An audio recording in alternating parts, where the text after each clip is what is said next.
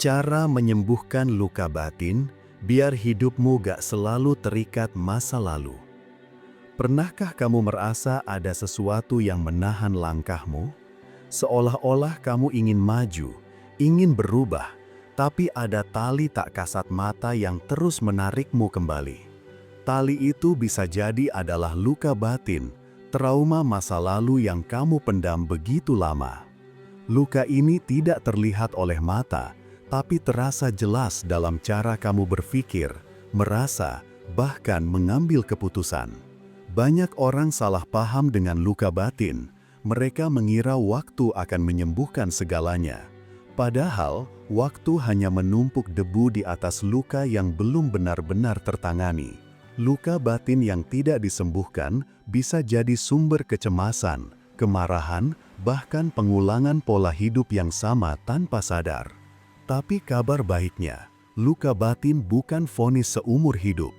Kamu bisa menyembuhkannya. Prosesnya memang tidak instan, tapi dengan kesadaran jiwa, kamu bisa melepaskan belenggu masa lalu dan menemukan versi dirimu yang lebih ringan, bebas dan damai. 1. Mengakui bahwa luka itu ada. Langkah pertama untuk menyembuhkan luka batin adalah mengakui keberadaannya. Banyak orang justru menyangkal. Mereka bilang ke diri sendiri, "Aku baik-baik saja." Padahal, dalam hati ada perasaan tertekan yang mereka pendam. Kamu mungkin pernah diperlakukan tidak adil, diremehkan, atau ditinggalkan orang yang kamu cintai. Semua pengalaman itu meninggalkan jejak emosional. Mengakui luka bukan berarti kamu lemah, tapi justru itu tanda keberanian. Sama seperti dokter yang tidak bisa mengobati pasien kalau pasien menolak mengaku sakit. Saat kamu berani berkata, "Ya, aku pernah terluka," kamu sudah membuka pintu pertama menuju penyembuhan. Itu langkah sederhana tapi sangat krusial. 2. Memahami akar luka, dari mana ia berasal. Setelah mengakui, langkah selanjutnya adalah memahami akar luka. Luka batin seringkali berasal dari pengalaman masa kecil, hubungan yang gagal, penolakan, atau pengkhianatan. Coba kamu perhatikan pola hidupmu sekarang. Apakah kamu sering merasa tidak cukup baik? Apakah kamu cenderung takut ditinggalkan? Atau mungkin kamu mudah marah ketika merasa diremehkan? Semua itu biasanya adalah cermin dari luka lama yang belum selesai. Memahami akar luka bukan untuk menyalahkan siapapun, bukan orang tua, mantan pasangan, atau keadaan, tapi untuk menyadari, oh, ternyata rasa takutku sekarang berasal dari pengalaman itu. Kesadaran ini membuatmu bisa memutus pola berulang, agar kamu tidak terus-menerus membawa masa lalu ke masa kini. 3. Memberi ruang untuk merasakan emosi. Salah satu kesalahan terbesar manusia modern adalah berusaha menekan emosi. Kamu diajarkan untuk selalu kuat, tersenyum, dan terlihat baik-baik saja. Padahal, luka batin tidak bisa sembuh kalau terus ditekan. Kamu perlu memberi ruang untuk merasakan emosimu. Jika kamu marah, izinkan dirimu marah. Jika kamu sedih, izinkan dirimu menangis. Emosi adalah energi yang harus dilepaskan, bukan disimpan. Banyak orang takut kalau mereka memberi ruang pada emosinya, mereka akan tenggelam. Padahal, justru sebaliknya. Dengan memberi ruang, energi itu keluar dan kamu jadi lebih lega. Anggap saja seperti awan hitam yang akhirnya menurunkan hujan. Setelah hujan, langit kembali cerah. 4. Mengafarkan, bukan melupakan. Memaafkan bukan berarti melupakan atau membiarkan apa yang salah terjadi. Memaafkan adalah proses melepaskan diri dari beban emosi yang menjeratmu. Bayangkan kamu membawa tas penuh batu setiap hari. Itu melelahkan. Dengan memaafkan, kamu menurunkan tas itu. Kamu tidak lagi memberi energi pada luka itu untuk mengendalikan hidupmu.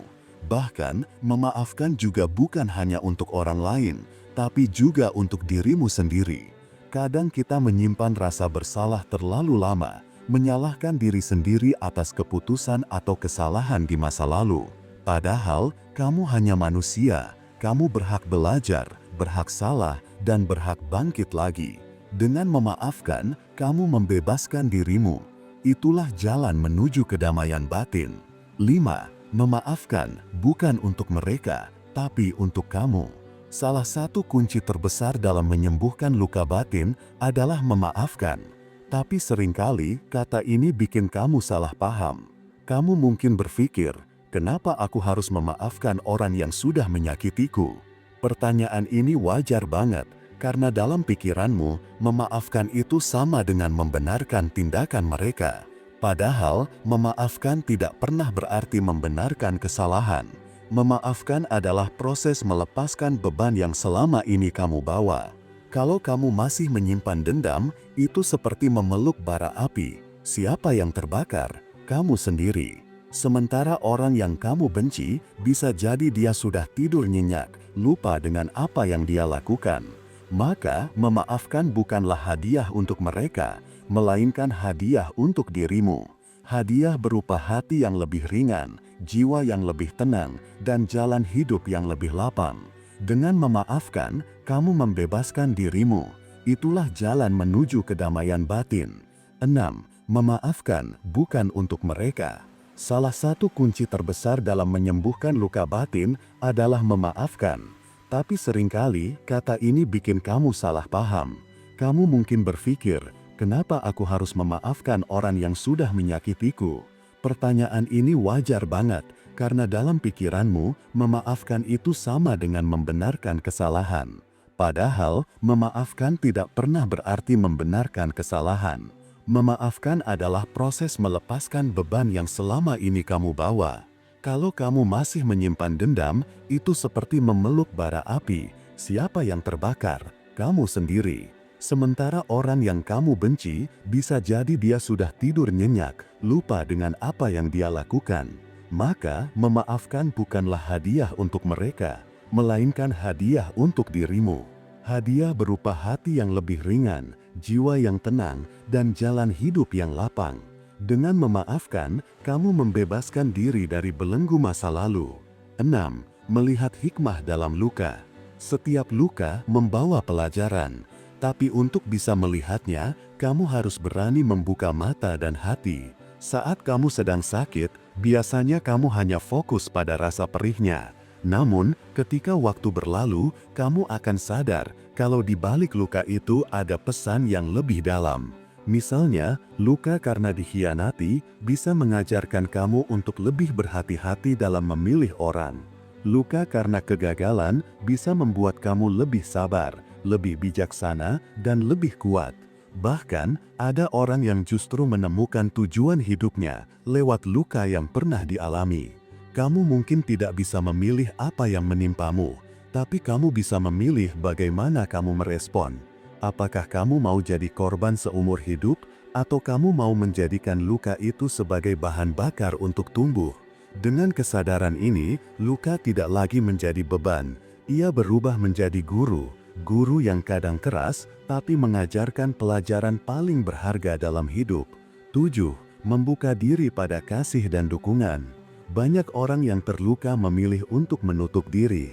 Mereka merasa kalau membuka hati itu berbahaya karena takut disakiti lagi. Akhirnya, mereka hidup dalam benteng yang mereka bangun sendiri.